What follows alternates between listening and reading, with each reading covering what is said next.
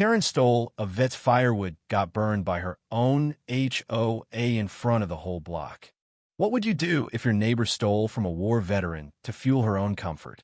In the quiet cul-de-sac of Maple Grove, where tidy lawns and picket fences whispered suburban harmony, a single act of greed set off a firestorm that no one saw coming. Karen Mitchell, the self-appointed queen of the neighborhood, wasn't just a stickler for HOA rules. She was a wildfire, burning through goodwill with every petty complaint.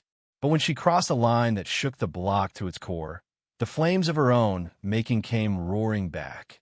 It started on a frigid January evening, the kind where breath hung in the air and fireplaces glowed through frosted windows. Karen, bundled in her designer coat, had run out of firewood for her pristine, rarely used fireplace. Her solution? She didn't order more or ask a neighbor. No, Karen set her sights on the neat stack of logs in old Mr. Callahan's yard. A Vietnam vet who'd lost a leg and most of his patience for nonsense. His firewood, chopped by hand over months, was his pride, his warmth through the brutal winter.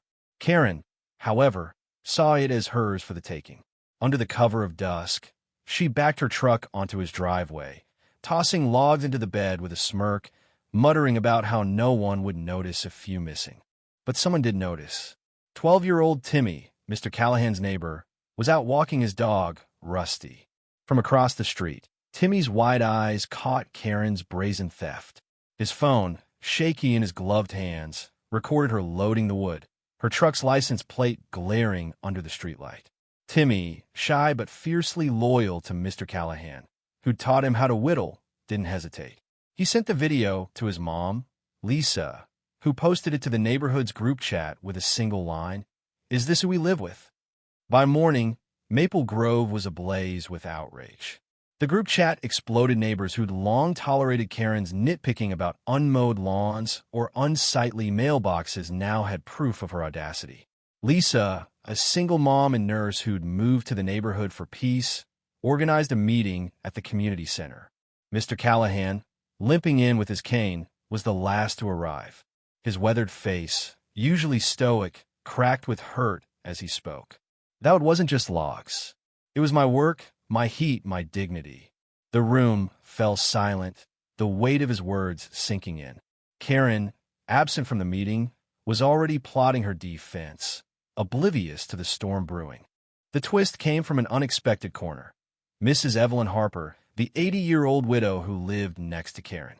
Known for her quiet knitting and prize-winning roses, Evelyn had a secret. She was the original founder of the Maple Grove HOA, and though she'd stepped back years ago, her influence lingered. Evelyn had seen Karen's truck that night, too, and unlike Timmy, she'd recognized the irony. Karen, who'd once reported Evelyn's rose trellis for being 1 inch too tall, was about to face her own rulebook. Evelyn dug through the HOA bylaws, finding a clause about property theft that Karen herself had pushed for years ago to penalize a teenager who'd borrowed her garden gnome. The penalty? A public hearing and a fine steep enough to sting.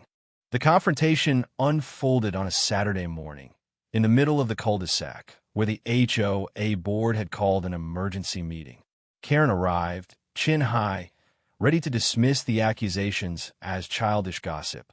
She stood before the crowd, neighbors clutching coffee mugs, kids peeking from behind parents, even Mr. Callahan leaning on his cane. Lisa presented Timmy's video, projected onto a makeshift screen.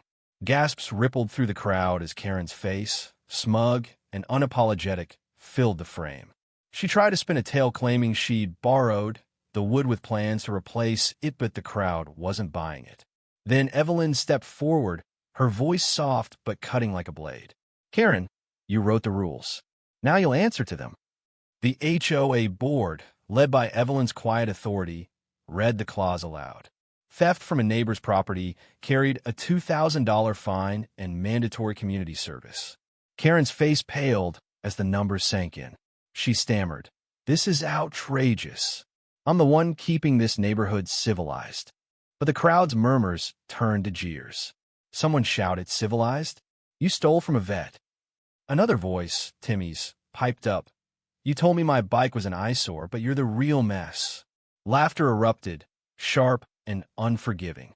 Karen's empire of complaints was crumbling, and the block watched it burn. The final blow came when the HOA revealed Karen's own history of violations, uncovered by Evelyn's meticulous records. Unpermitted patio extensions, unreported fence repairs, even a doghouse that broke height restrictions. Karen had dodged accountability for years, pointing fingers elsewhere. Now, the fines piled up, totaling over $5,000. Worse, the board voted to suspend her HOA voting rights, stripping her of the power she'd wielded like a scepter. Karen stood frozen, her designer coat suddenly looking out of place among the practical parkas of her neighbors. As snow began to fall, she climbed in her truck, the same one she'd used to steal, and drove off to a chorus of whispers. Months later, Maple Grove felt different lighter, somehow. Mr. Callahan's Firewood was restocked thanks to a neighborhood drive led by Lisa and Timmy. Karen, humbled by her fines and the weight of her shame, moved away, her house sold to a young couple who planted wildflowers in the yard. The cul-de-sac, once ruled by her petty tyranny, buzzed with new energy block parties, shared tools, and a group chat now filled with recipes and jokes. Mr. Callahan, sitting on his porch, whittled a tiny wooden flag for Timmy, a quiet thank you for sparking the change. The story of Karen's downfall spread beyond Maple Grove, a cautionary tale about greed and accountability.